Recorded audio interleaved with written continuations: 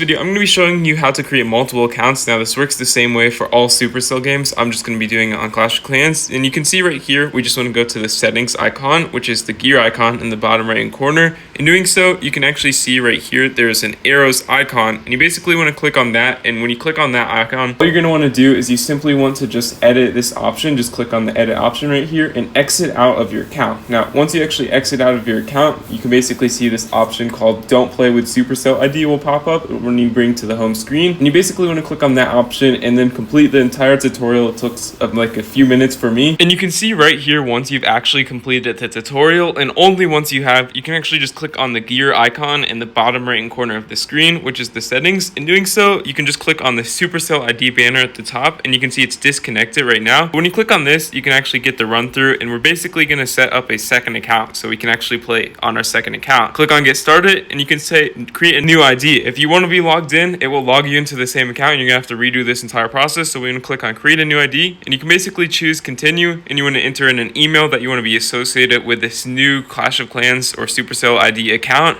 And you can see once you've entered in your email as well as the verification code, you can basically choose your username. It's going to be completely random. You can change it later, or the profile picture, and click on continue, and you can actually see we can just change it right there. And once you've done that, you'll basically have your new Clash of Clans account. When we click on the X symbol right here, you can see we're logged into our account. And if you always want to switch back to your old account, you can click on the gear icon at the bottom right hand corner of the screen. And then you want to click on these like roundabout arrow symbol. In doing so, you can actually log into your old account using your other email that's associated with your other account. And you can see it'll basically just load up your current info. And when you refresh the game, you can see right there, bang, we now have two accounts. If you want to switch, you can click on the gear icon and then click on the switch again. And you can see they're both right there. One's at 0 trophies, one's at 8,000 trophies. So yeah, that's all you need to do. If you found this helpful, consider liking and subscribing.